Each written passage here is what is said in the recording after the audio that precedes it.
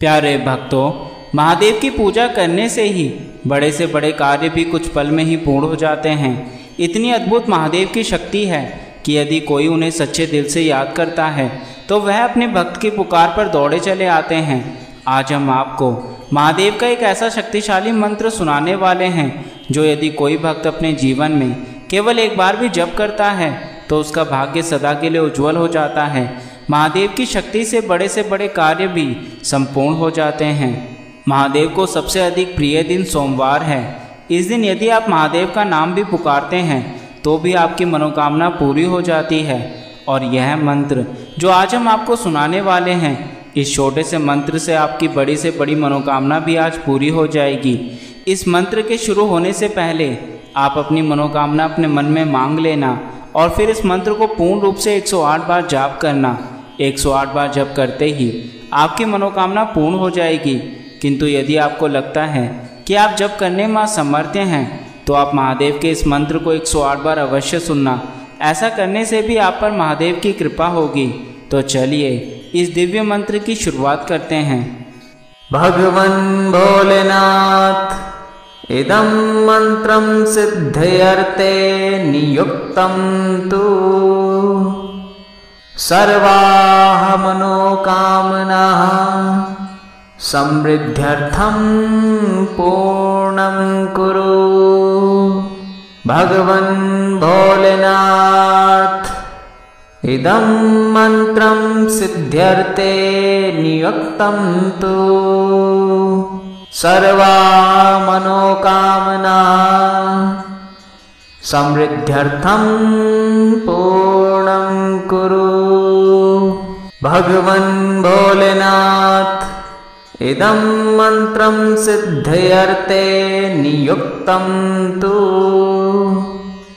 सर्वाः मनोकामनाः समृद्ध्यर्थं पूर्णं कुरु। भगवन् भोलेनाथ इदं मंत्रं सिद्ध्यर्थे नियुक्तं तु सर्वाः मनोकामनाः समृद्ध्यर्थं पूर्णं कुरु। भगवन् भोलेनाथ इदं मंत्रं सिद्धयर्थे नियुक्तं तु सर्वाः मनोकामनाः समृद्ध्यर्थं पूर्णं कुरु। भगवन् भोलेनाथ इदं मंत्रं सिद्ध्यर्थे नियुक्तं तु सर्वाः मनोकामनाः समृद्ध्यर्थं पूर्णं कुरु। भगवन् भोलेनाथ इदं मंत्रं सिद्धयर्थे नियुक्तं तु सर्वाः मनोकामनाः समृद्ध्यर्थं पूर्णं कुरु। भगवन् भोलेनाथ इदं मंत्रं सिद्ध्यर्थे नियुक्तं तु सर्वाः मनोकामनाः समृद्ध्यर्थं पूर्णं कुरु। भगवन् भोलेनाथ इदं मंत्रं सिद्धयर्थे नियुक्तं तु सर्वाः मनोकामनाः समृद्ध्यर्थं पूर्णं कुरु। भगवन् भोलेनाथ इदं मंत्रं सिद्ध्यर्थे नियुक्तं तु सर्वाः मनोकामनाः समृद्ध्यर्थं पूर्णं कुरु। भगवन् भोलेनाथ इदं मंत्रं सिद्धयर्थे नियुक्तं तु सर्वाः मनोकामनाः समृद्ध्यर्थं पूर्णं कुरु। भगवन् भोलेनाथ इदं मन्त्रं सिद्ध्यर्थे नियुक्तं तु सर्वा मनोकामना समृद्ध्यर्थं पूर्णं कुरु। भगवन् भोलेनाथ इदं मन्त्रं सिद्ध्यर्थे नियुक्तं तु सर्वाः मनोकामनाः समृद्ध्यर्थं पूर्णं कुरु। भगवन् भोलेनाथ इदं मन्त्रं सिद्ध्यर्थे नियुक्तं तु सर्वा मनोकामना समृद्ध्यर्थं पूर्णं कुरु। भगवन् भोलेनाथ इदं मन्त्रं सिद्ध्यर्थे नियुक्तं तु सर्वाः मनोकामनाः समृद्ध्यर्थं पूर्णं कुरु। भगवन् भोलेनाथ इदं मन्त्रं सिद्ध्यर्थे नियुक्तं तु सर्वा मनोकामना समृद्ध्यर्थं पूर्णं कुरु। भगवन् भोलेनाथ इदं मन्त्रं सिद्ध्यर्थे नियुक्तं तु सर्वाः मनोकामनाः समृद्ध्यर्थं पूर्णं कुरु।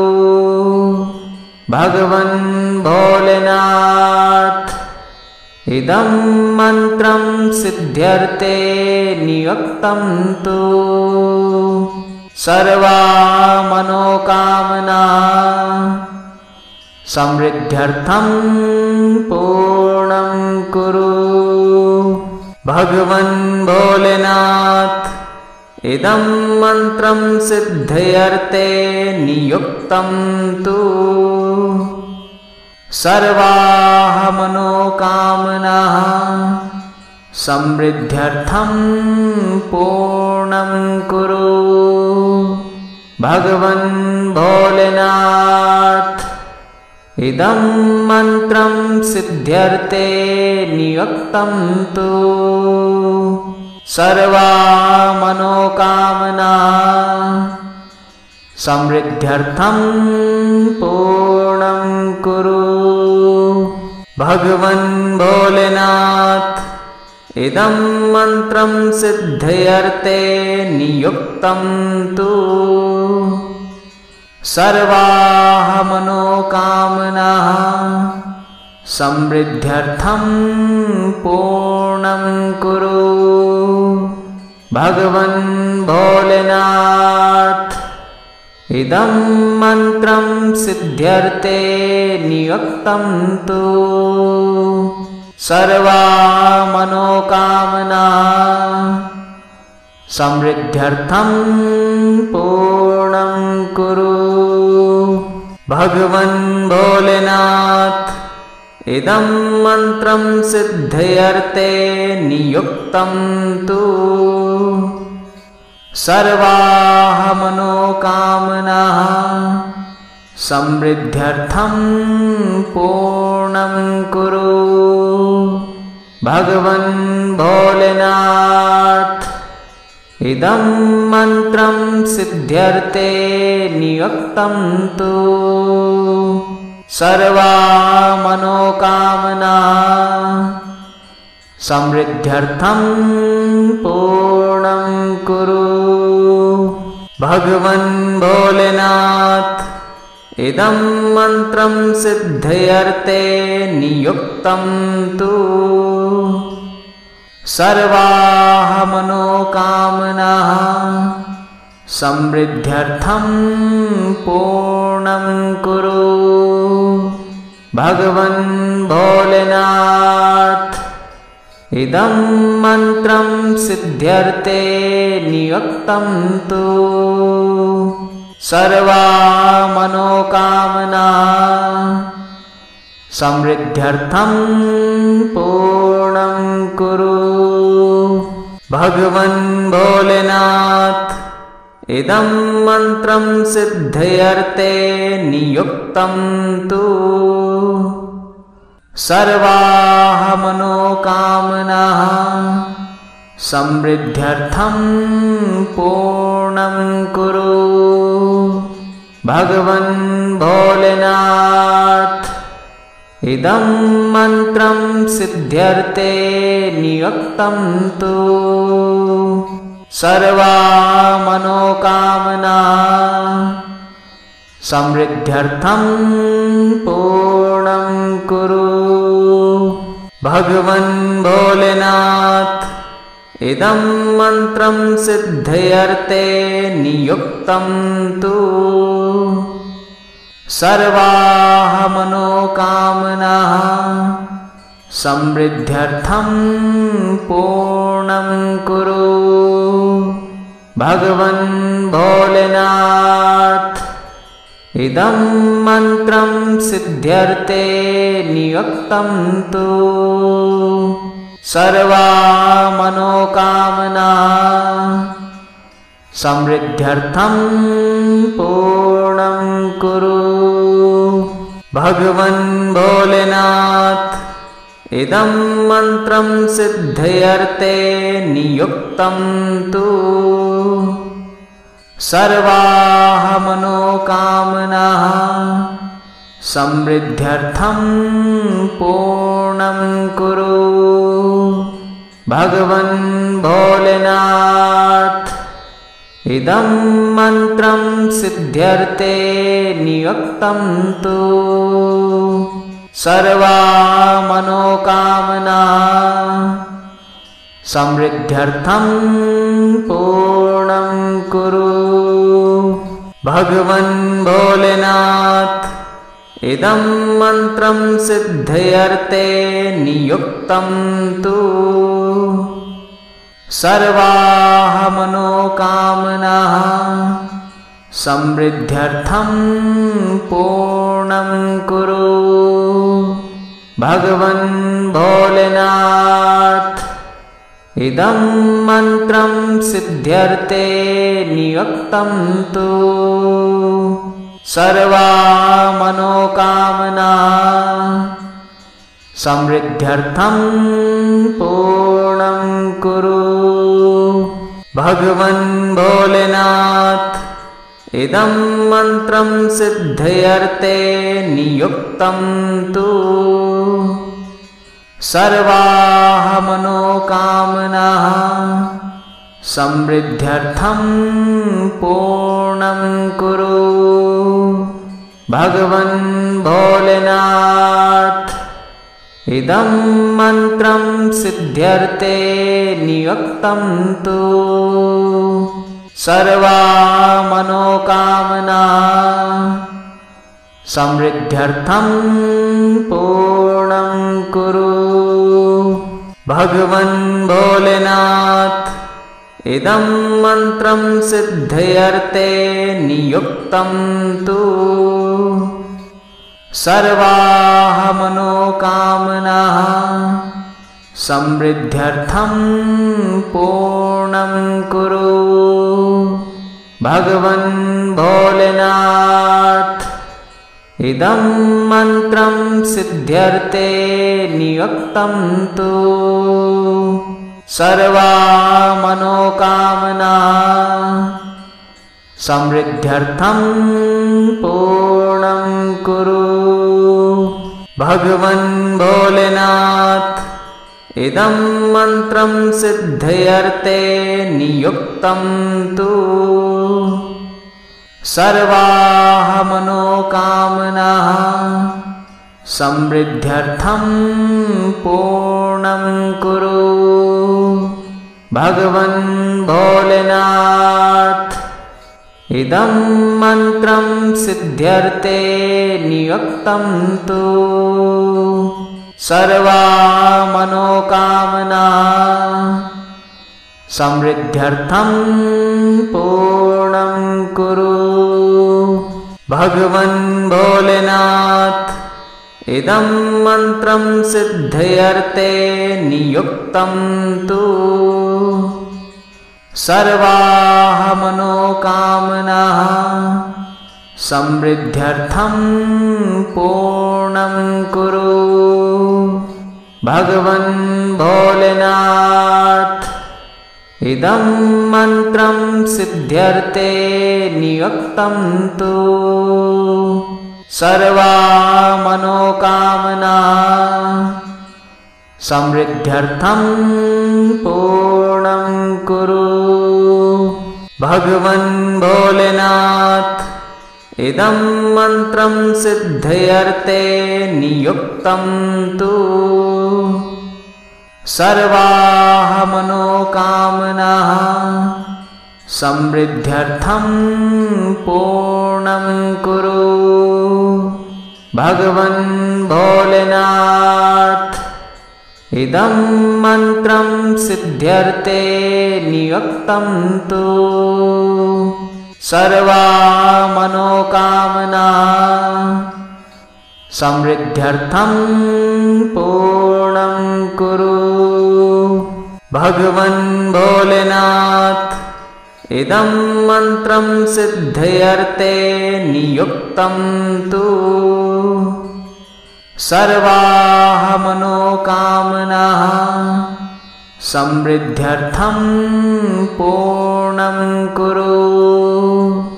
भगवन् भोलेनाथ इदं मंत्रं सिद्ध्यर्थे नियुक्तं तु सर्वाः मनोकामनाः समृद्ध्यर्थं पूर्णं कुरु। भगवन् भोलेनाथ इदं मंत्रं सिद्ध्यर्थे नियुक्तं तु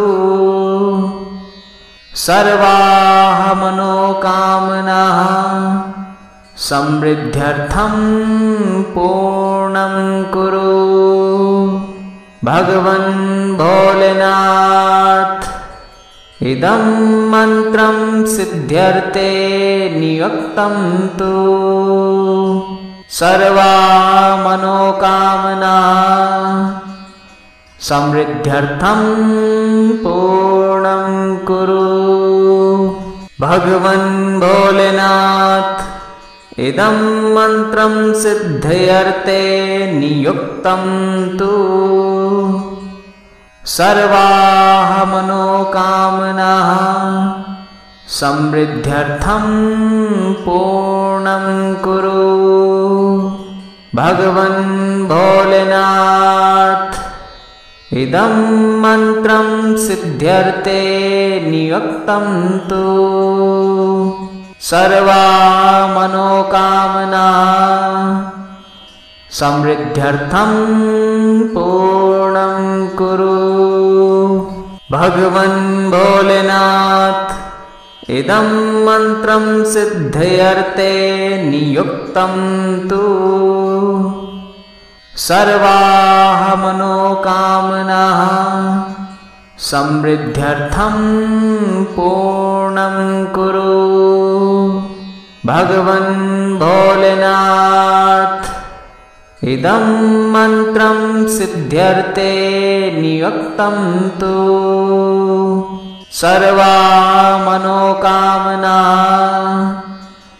समृद्ध्यर्थं पूर्णं कुरु। भगवन् भोलेनाथ इदं मंत्रं सिद्ध्यर्थे नियुक्तं तु सर्वाः मनोकामनाः समृद्ध्यर्थं पूर्णं कुरु। भगवन् भोलेनाथ इदं मंत्रं सिद्ध्यर्थे नियुक्तं तु सर्वाः मनोकामनाः समृद्ध्यर्थं पूर्णं कुरु। भगवन् भोलेनाथ इदं मन्त्रं सिद्ध्यर्थे नियुक्तं तु सर्वाः मनोकामनाः समृद्ध्यर्थं पूर्णं कुरु। भगवन् भोलेनाथ इदं मन्त्रं सिद्ध्यर्थे नियुक्तं तु सर्वाः मनोकामनाः समृद्ध्यर्थं पूर्णं कुरु। भगवन् भोलेनाथ इदं मन्त्रं सिद्ध्यर्थे नियुक्तं तु सर्वाः मनोकामनाः समृद्ध्यर्थं पूर्णं कुरु। भगवन् भोलेनाथ इदं मन्त्रं सिद्ध्यर्थे नियुक्तं तु सर्वाः मनोकामनाः समृद्ध्यर्थं पूर्णं कुरु। भगवन् भोलेनाथ इदं मन्त्रं सिद्ध्यर्थे नियुक्तं तु सर्वाः मनोकामनाः समृद्ध्यर्थं पूर्णं कुरु। भगवन् भोलेनाथ इदं मन्त्रं सिद्ध्यर्थे नियुक्तं तु सर्वाः मनोकामनाः समृद्ध्यर्थं पूर्णं कुरु। भगवन् भोलेनाथ इदं मन्त्रं सिद्ध्यर्थे नियुक्तं तु सर्वाः मनोकामनाः समृद्ध्यर्थं पूर्णं कुरु। भगवन् भोलेनाथ इदं मन्त्रं सिद्ध्यर्थे नियुक्तं तु सर्वाः मनोकामनाः समृद्ध्यर्थं पूर्णं कुरु। भगवन् भोलेनाथ इदं मन्त्रं सिद्ध्यर्थे नियुक्तं तु सर्वाः मनोकामनाः समृद्ध्यर्थं पूर्णं कुरु। भगवन् भोलेनाथ इदं मन्त्रं सिद्ध्यर्थे नियुक्तं तु सर्वाः मनोकामनाः समृद्ध्यर्थं पूर्णं कुरु। भगवन् भोलेनाथ इदं मन्त्रं सिद्ध्यर्थे नियुक्तं तु सर्वाः मनोकामनाः समृद्ध्यर्थं पूर्णं कुरु। भगवन् भोलेनाथ इदं मन्त्रं सिद्ध्यर्थे नियुक्तं तु सर्वाः मनोकामनाः समृद्ध्यर्थं पूर्णं कुरु। भगवन् भोलेनाथ इदं मन्त्रं सिद्ध्यर्थे नियुक्तं तु सर्वाः मनोकामनाः समृद्ध्यर्थं पूर्णं कुरु।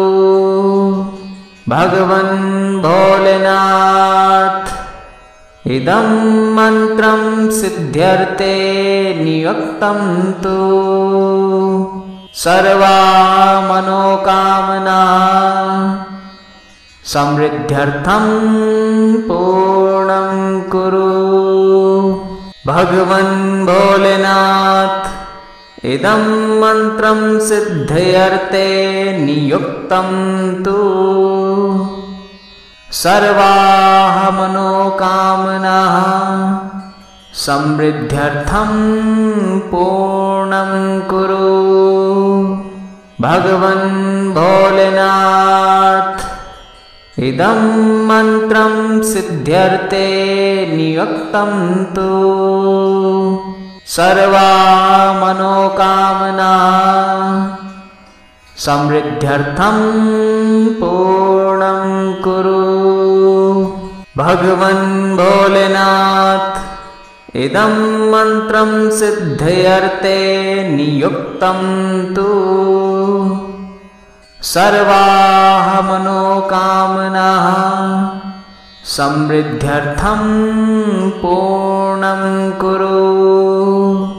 भगवन् भोलेनाथ इदं मन्त्रं सिद्ध्यर्थे नियुक्तं तु सर्वाः मनोकामनाः समृद्ध्यर्थं पूर्णं कुरु। भगवन् भोलेनाथ इदं मन्त्रं सिद्ध्यर्थे नियुक्तं तु सर्वाः मनोकामनाः समृद्ध्यर्थं पूर्णं कुरु। भगवन् भोलेनाथ इदं मन्त्रं सिद्ध्यर्थे नियुक्तं तु सर्वाः मनोकामनाः समृद्ध्यर्थं पूर्णं कुरु।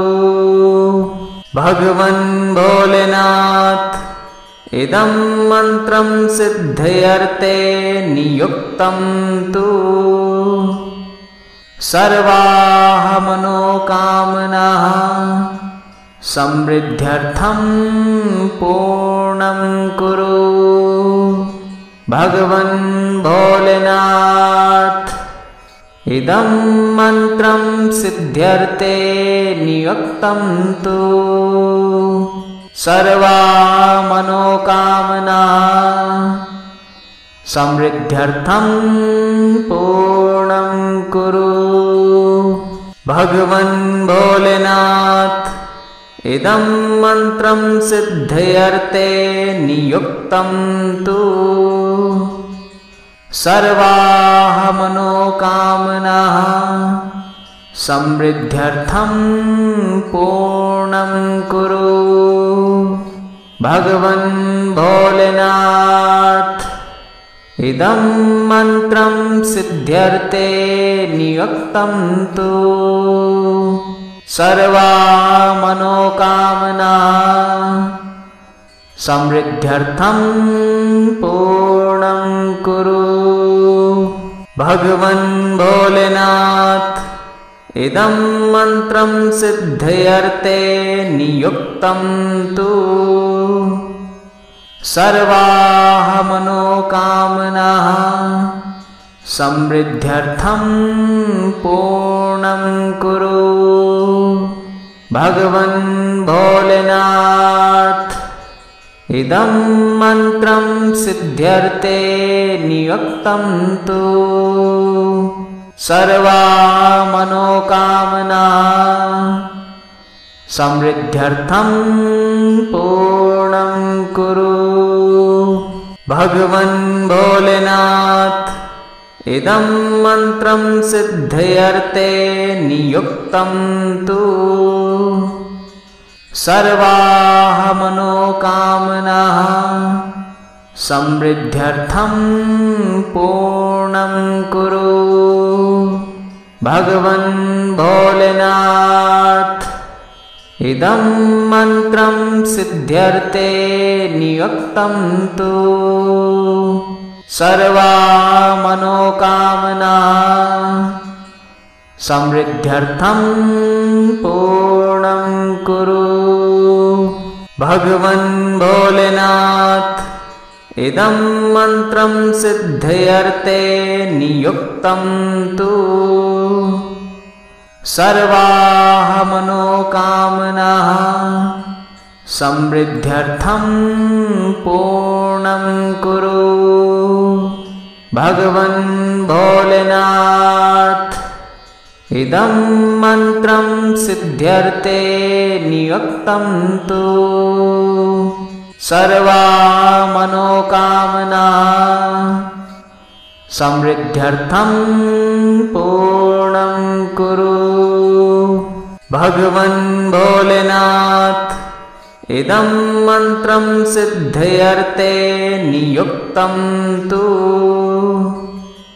सर्वाः मनोकामनाः समृद्ध्यर्थं पूर्णं कुरु।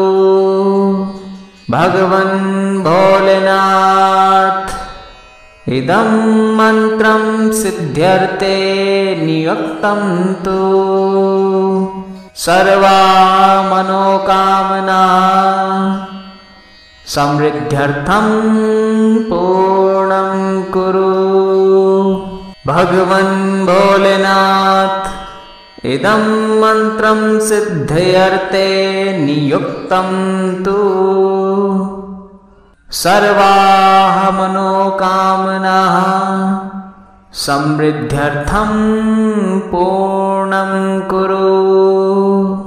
भगवन् भोलेनाथ इदं मन्त्रं सिद्ध्यर्थे नियुक्तं तु सर्वाः मनोकामनाः समृद्ध्यर्थं पूर्णं कुरु। भगवन् भोलेनाथ इदं मन्त्रं सिद्ध्यर्थे नियुक्तं तु सर्वाः मनोकामनाः समृद्ध्यर्थं पूर्णं कुरु। भगवन् भोलेनाथ इदं मन्त्रं सिद्ध्यर्थे नियुक्तं तु सर्वाः मनोकामनाः समृद्ध्यर्थं पूर्णं कुरु। भगवन् भोलेनाथ इदं मन्त्रं सिद्ध्यर्थे नियुक्तं तु सर्वाः मनोकामनाः समृद्ध्यर्थं पूर्णं कुरु। भगवन् भोलेनाथ इदं मन्त्रं सिद्ध्यर्थे नियुक्तं तु सर्वाः मनोकामनाः समृद्ध्यर्थं पूर्णं कुरु। भगवन् भोलेनाथ इदं मन्त्रं सिद्ध्यर्थे नियुक्तं तु सर्वाः मनोकामनाः समृद्ध्यर्थं पूर्णं कुरु। भगवन् भोलेनाथ इदं मन्त्रं सिद्ध्यर्थे नियुक्तं तु सर्वाः मनोकामनाः समृद्ध्यर्थं पूर्णं कुरु। भगवन् भोलेनाथ इदं मन्त्रं सिद्ध्यर्थे नियुक्तं तु सर्वाः मनोकामनाः समृद्ध्यर्थं पूर्णं कुरु। भगवन् भोलेनाथ इदं मन्त्रं सिद्ध्यर्थे नियुक्तं तु सर्वाः मनोकामनाः समृद्ध्यर्थं पूर्णं कुरु। भगवन् भोलेनाथ इदं मन्त्रं सिद्ध्यर्थे नियुक्तं तु सर्वाः मनोकामनाः समृद्ध्यर्थं पूर्णं कुरु। भगवन् भोलेनाथ इदं मन्त्रं सिद्ध्यर्थे नियुक्तं तु सर्वा मनोकामनाः समृद्ध्यर्थं पूर्णं कुरु। भगवन् भोलेनाथ इदं मन्त्रं सिद्ध्यर्थे नियुक्तं तु सर्वाः मनोकामनाः समृद्ध्यर्थं पूर्णं कुरु। भगवन् भोलेनाथ इदं मन्त्रं सिद्ध्यर्थे नियुक्तं तु सर्वाः मनोकामनाः समृद्ध्यर्थं पूर्णं कुरु। भगवन् भोलेनाथ इदं मन्त्रं सिद्ध्यर्थे नियुक्तं तु सर्वाः मनोकामनाः समृद्ध्यर्थं पूर्णं कुरु। भगवन् भोलेनाथ इदं मन्त्रं सिद्ध्यर्थे नियुक्तं तु सर्वाः मनोकामनाः समृद्ध्यर्थं पूर्णं कुरु। भगवन् भोलेनाथ इदं मन्त्रं सिद्ध्यर्थे नियुक्तं तु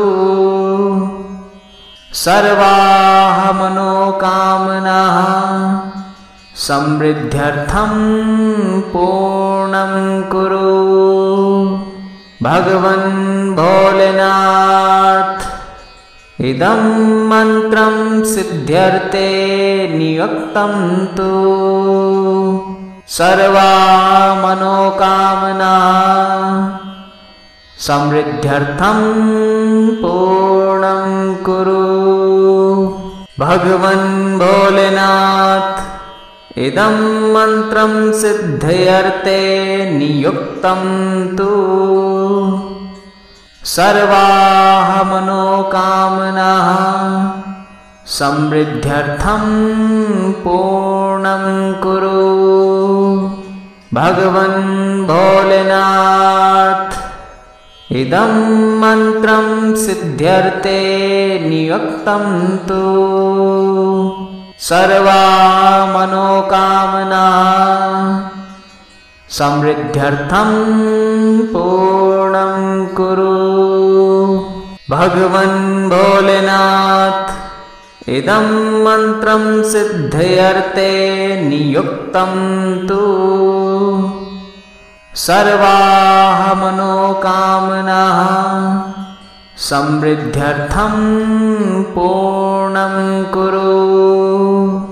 भगवन् भोलेनाथ इदं मन्त्रं सिद्ध्यर्थे नियुक्तं तु सर्वाः मनोकामनाः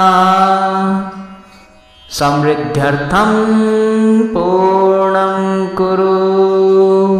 भगवन् भोलेनाथ इदं मन्त्रं सिद्ध्यर्थे नियुक्तं तु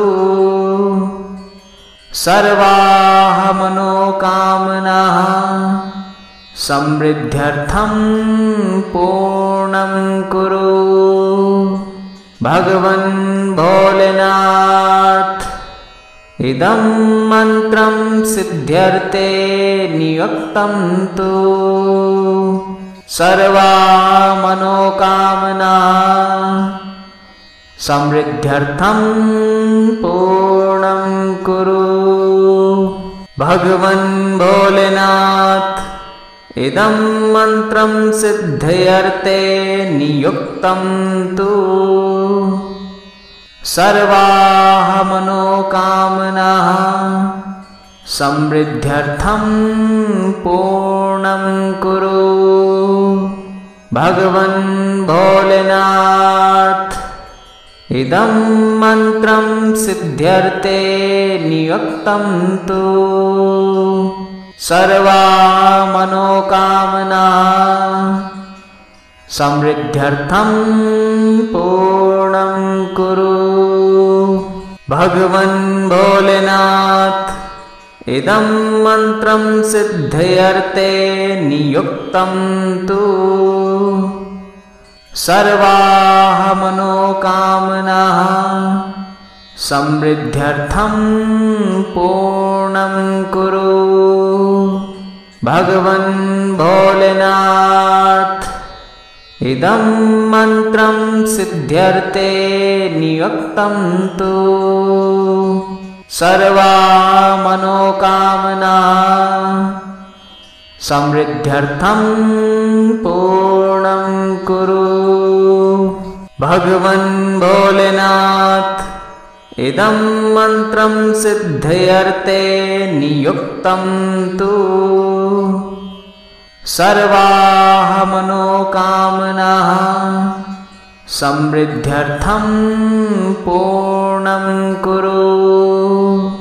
भगवन् भोलेनाथ इदं मंत्रं सिद्ध्यर्थे नियुक्तं तु सर्वाः मनोकामनाः समृद्ध्यर्थं पूर्णं कुरु।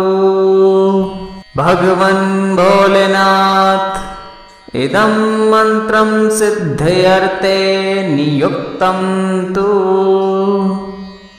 सर्वाः मनोकामनाः समृद्ध्यर्थं पूर्णं कुरु।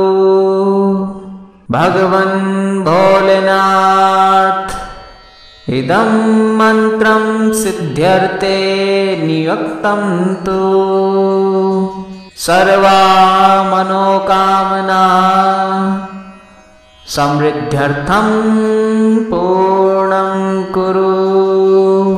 भगवन् भोलेनाथ इदं मंत्रं सिद्ध्यर्थे नियुक्तं तु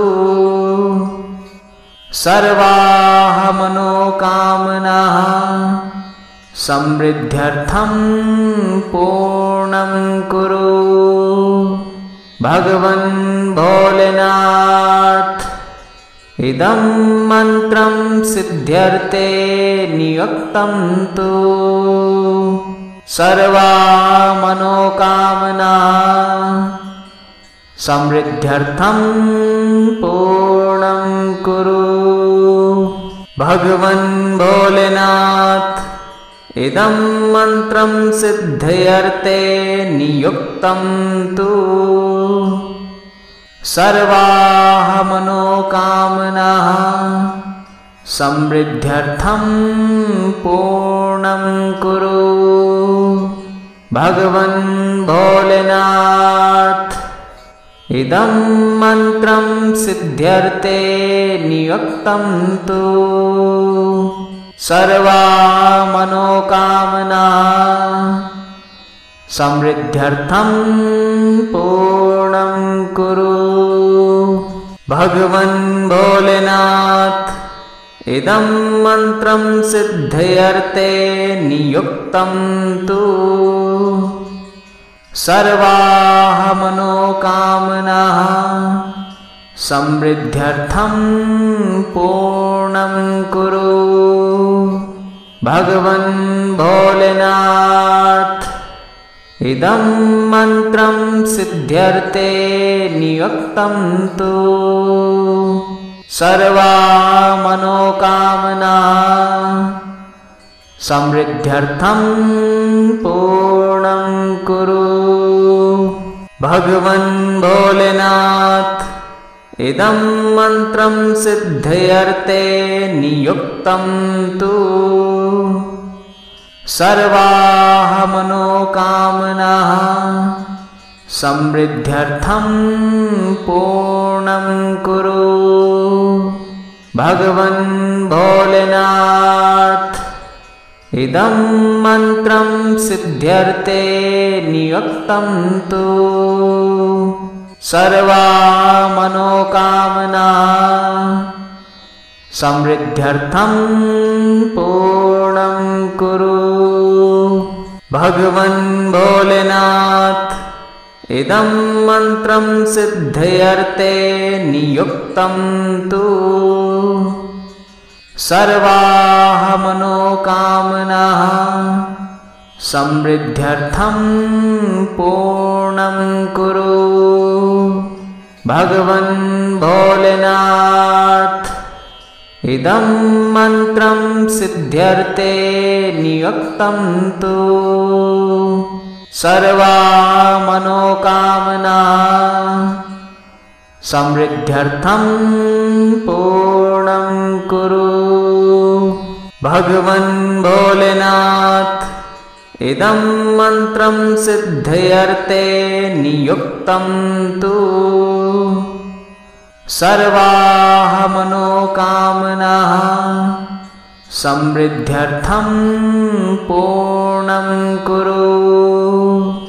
भगवन् भोलेनाथ इदं मन्त्रं सिद्ध्यर्थे नियुक्तं तु सर्वाः मनोकामनाः समृद्ध्यर्थं पूर्णं कुरु।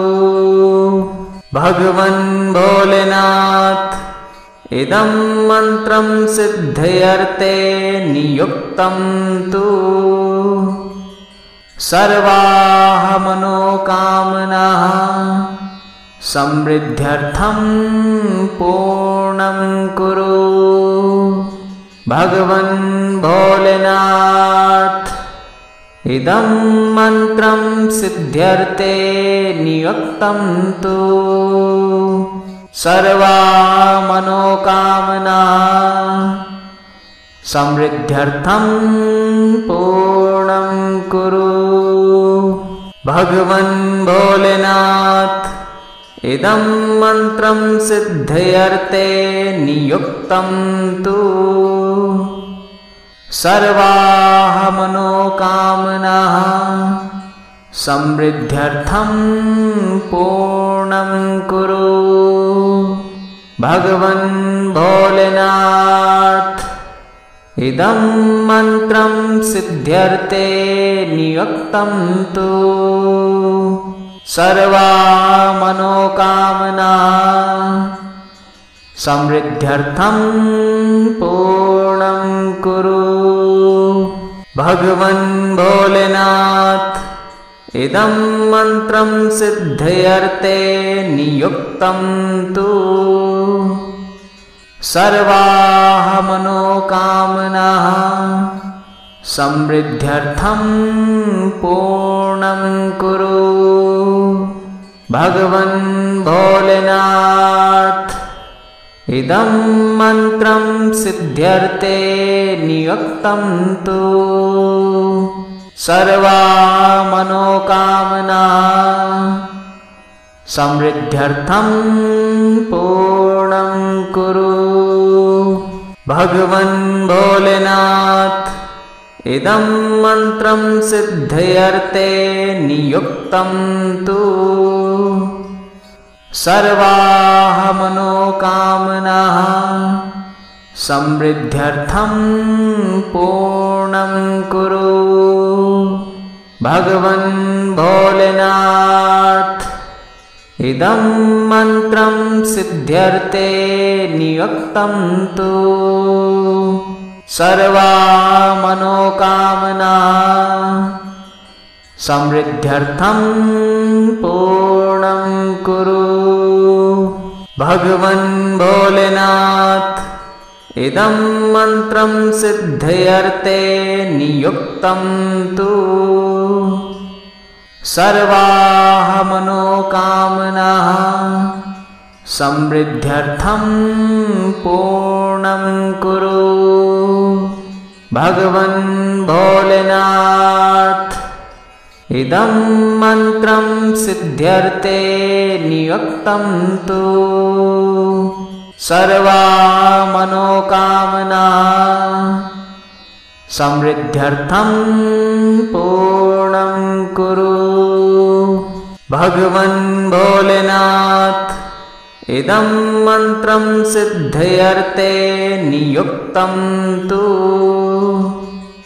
सर्वाः मनोकामनाः समृद्ध्यर्थं पूर्णं कुरु।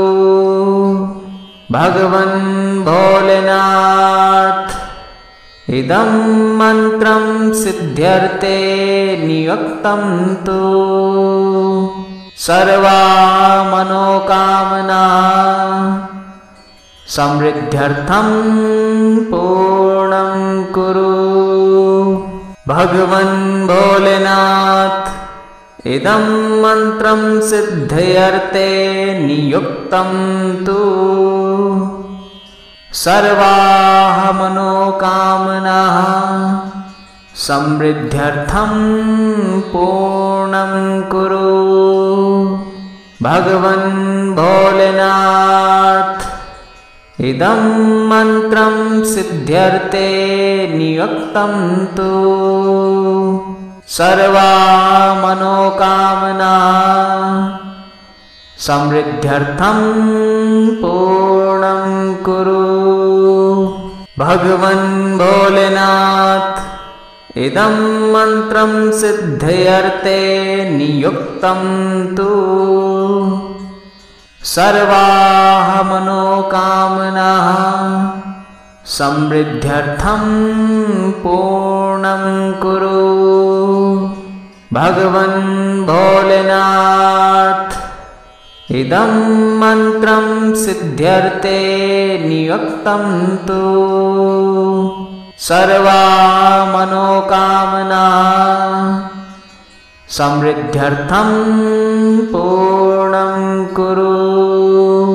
भगवन् भोलेनाथ इदं मन्त्रं सिद्ध्यर्थे नियुक्तं तु सर्वाः मनोकामनाः समृद्ध्यर्थं पूर्णं कुरु। भगवन् भोलेनाथ इदं मन्त्रं सिद्ध्यर्थे नियुक्तं तु सर्वाः मनोकामनाः समृद्ध्यर्थं पूर्णं कुरु। भगवन् भोलेनाथ इदं मन्त्रं सिद्ध्यर्थे नियुक्तं तु सर्वाः मनोकामनाः समृद्ध्यर्थं पूर्णं कुरु। भगवन् भोलेनाथ इदं मन्त्रं सिद्ध्यर्थे नियुक्तं तु सर्वाः मनोकामनाः समृद्ध्यर्थं पूर्णं कुरु। भगवन् भोलेनाथ इदं मन्त्रं सिद्ध्यर्थे नियुक्तं तु सर्वाः मनोकामनाः समृद्ध्यर्थं पूर्णं कुरु। भगवन् भोलेनाथ इदं मन्त्रं सिद्ध्यर्थे नियुक्तं तु सर्वाः मनोकामनाः समृद्ध्यर्थं पूर्णं कुरु। भगवन् भोलेनाथ इदं मन्त्रं सिद्ध्यर्थे नियुक्तं तु